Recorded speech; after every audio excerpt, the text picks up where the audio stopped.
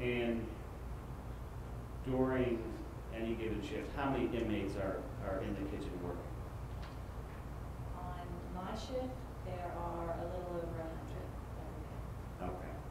And as a food service instructor, are you teaching the inmates?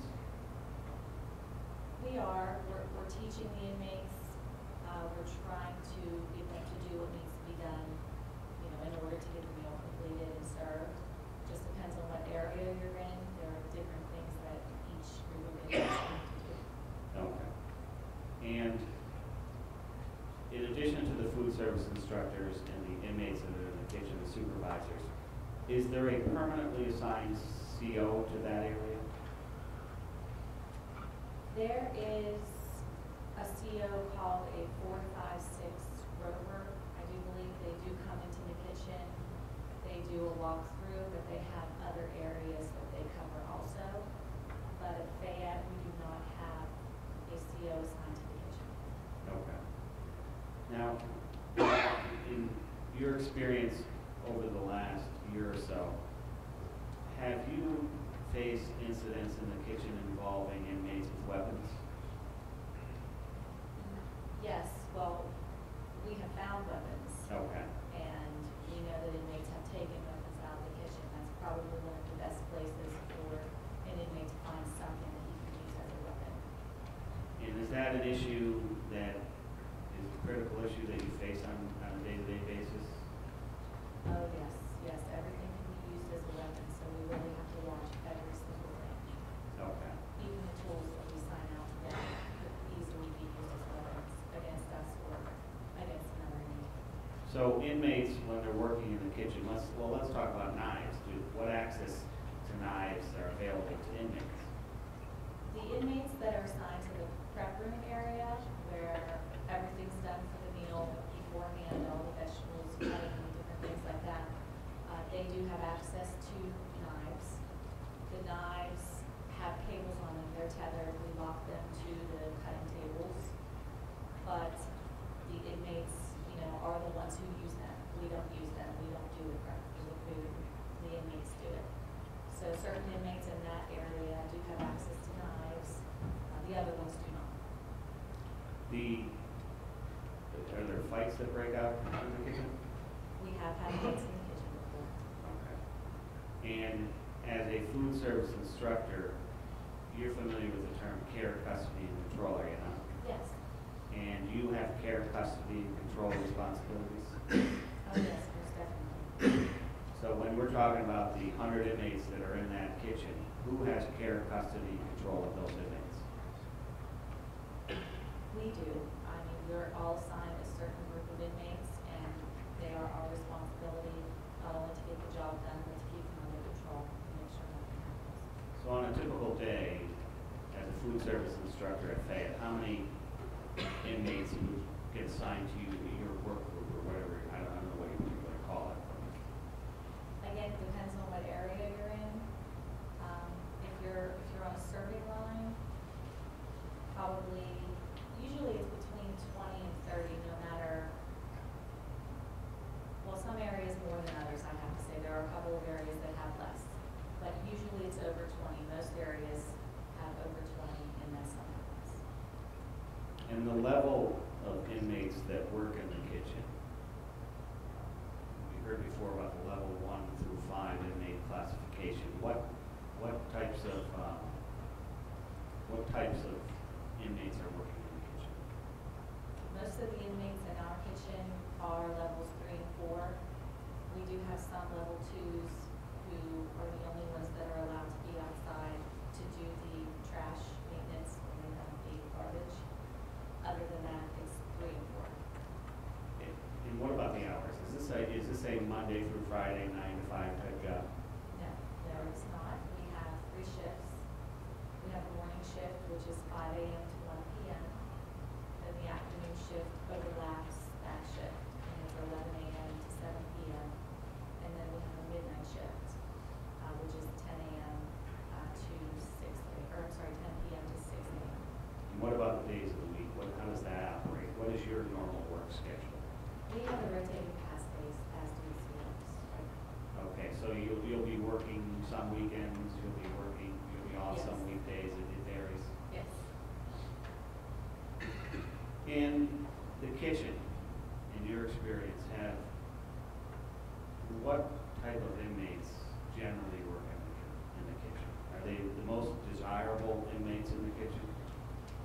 They're definitely not the most desirable inmates in the kitchen. I've been told that anybody can get a job in the kitchen. Is it, for an inmate, is it a job that they want to do, or are there other jobs that they can get that are more desirable? I would say it's probably one of the last jobs on the list that an inmate would want. We do have a few inmates who are there for life, so they do take a little pride in their job. But for the most part, most of them are moms. Have you ever been told that there's dumping of inmates in the kitchen? Oh, yes. And what does that mean? We have been told by our facility that they need to give more jobs to inmates. So when that's the case, most of them go to the kitchen. So basically, they're getting dumped in the kitchen.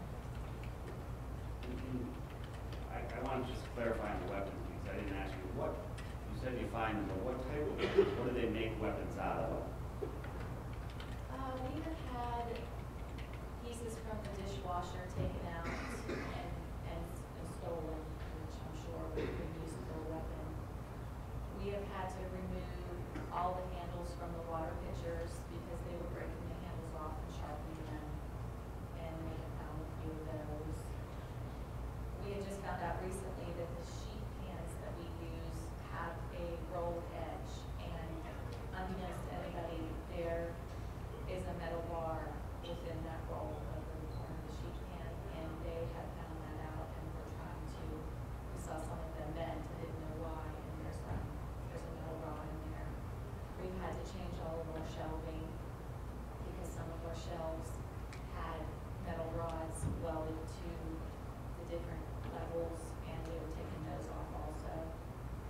Pretty much anything. I mean, any of the tools we sign out. I mean, we have metal paddles there that they use to stir the kettles that are almost as tall as me. They're probably 5 feet tall. And, that's something that can be used as a weapon. Obviously not taken out of the kitchen, but it can be used there in the kitchen. So, anything can be used in the kitchen. Your prior experience in the private sector in operating a restaurant, Yes. and now you've had experience in working in a food environment with the Department of Corrections.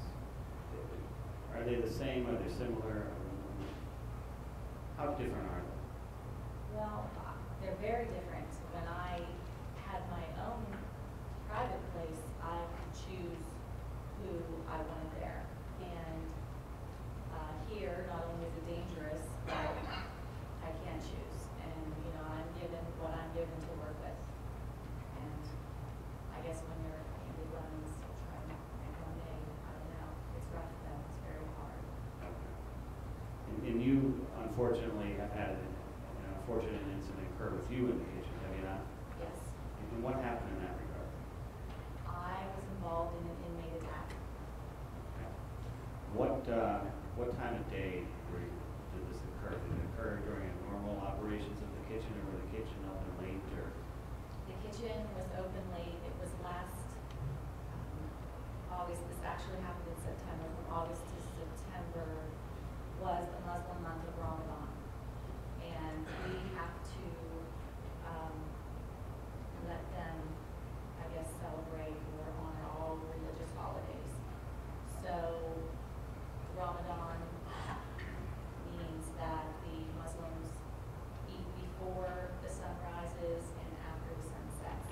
So we had to take turns staying later after our shift for about 3 hours in order to feed all the Muslims in the jail and run an extra line for them to eat their dinner. Okay. And obviously the inmate kitchen workers are kept also late? Some of them are. We get rid of most of them. I think our crew was about 45 for Ramadan. describe to me what happened. An inmate tried to assault you that evening? Yes, an inmate assaulted me that evening. We had just run the line, and it was time to put everything back.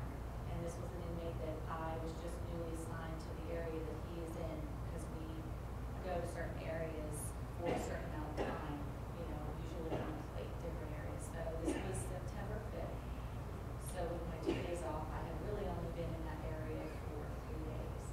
So I wasn't too familiar with this inmate, but he was supposedly one of the more helpful inmates. So when we had items to return after the line had run, we had to go to the back hall area, which is where all the storage closets are and everything like that. So we did the inmates back there. Okay, and the storage closets, you're back in that area. Describe what type of area, what are the storage closets? In our back hallway of the kitchen, we have a large dry goods storage room for cans and different things like that. We also have a milk and dairy cooler. We have a vegetable cooler. And then we have a little room that holds supplies, or janitorial supplies, buckets and different things like that. And then we also have a paper storage area. And behind that storage room, there's also a small caustics room. We have soap and chemicals and different things like that out there, and dangerous things too, like broomsticks and things like that. Okay, so you're back, I assume putting supplies away or doing something in the storage area? And you're with this one inmate? All right, and what happened? Well, the procedure is you open the door, hold the door open, let the inmate in to put back or, do whatever is needed to be done in there. And I was in the second storage area where they keep the soap and caustics, and holding the door open. And he walked past me and walked in, and he turned around and grabbed me off the door, and he slammed me into the shelf and then slammed down to the ground floor. Were the doors open or closed at that time? The first door to the paper storage room, which the paper storage room is the one you have to walk through to get to the second floor. It was partially open. It stays open. And then the second door is a very heavy door, and it closes by itself, but that's why we hold it open when we go in there. We extended the door, hold it open, and let the inmate go in. And is that door now closed behind you? That door closes by itself. So you're isolated in this room, nobody's around. And he's on top of you. And is he trying to sexually assault you at that point in time? That is definitely what I had thought was going on. He had me pinned down and he was straddling me, and I was fighting though, so he had to hold me down with both hands. So I was lucky enough that he didn't have a free hand to do anything but hold me down. And can anybody hear you in this room? Is it? No, nobody heard me. I was screaming and, kicking and just fighting, and I do believe the only reason I got out of there was because it was so loud in there, and I knew no one could hear me, but he was obviously getting agitated by hearing me scream. What does he do? Does he try to continue assaulting you? He was holding me down, holding both of my arms down, and then he moved one hand over my mouth and pinned my arm down with his elbow, and said some things to me. And then I just kept fighting, and he jumped up and he ran.